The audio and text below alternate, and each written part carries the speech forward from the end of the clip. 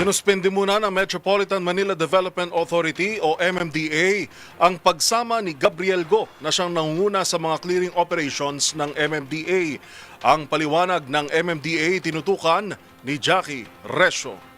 Hindi mo nakasama sa operasyon si MMDA Special Operations Group Task Force for Road Clearing Head Gabriel Go. Kasunod ito ng viral na insidente ng paninitan nito sa isang gurong na huling nagmomotorsiklo ng walang helmet. Sa panayam sa 2x2 sa DZRH, sinabi ni MMDA General Manager Nicolas Torre III sa pamamagitan nito ay bibigyan ng pagkakataon na magpaliwanag si Go at imbestigahan ng ahensya ang insidente. Pero paglilinaw din ni Torre, magpapatuloy pa rin ang clearing operations kahit wala si Go.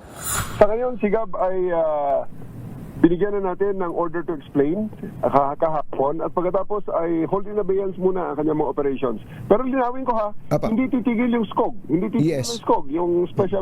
Yung special group namin, yung special operations group namin, hindi yun titigil sa kanilang trabaho. Si Gab lang muna ay pinastep back namin para magkaroon ng to give way sa patas at impartial investigation and also to give him time to also prepare his answer against the allegations leveled against him. Sabi naman ni Torre, magkakaroon ng policy review ang MMDA kasunod ng insidente tulad ng wastong pakikipag-usap ng mga enforcers sa mga traffic violators. So, sa ngayon, nire-review namin sa MMDA kung meron tayong ganung mga proseso. Kasi kung titingnan natin sa mga fast food, pag ikaw ay pupunta, di ba?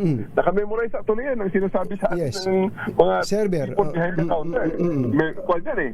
Hindi yan hula-hula lang nila, kundi yan ay nakasulat at nakapulisiya yan. So, nire-review natin ngayon dito sa atin sa MMDA kung meron tayo niyan at kung wala, gagawa natin. Unang nanawagan ng Teachers Dignity Coalition sa pangunguna ni Benjo Basas na magkaroon ng investigasyon sa paninita ni Go sa isang public school teacher. Ayon kay Basas, hindi nila kinukundina ang pagpapanagot ng traffic violators kundi ang naging anya pamamahiya sa kanila sa social media. Para sa MBC TV Network News, ito si Jackie Resio ng DZRH, una sa Pilipinas, una sa Pilipino.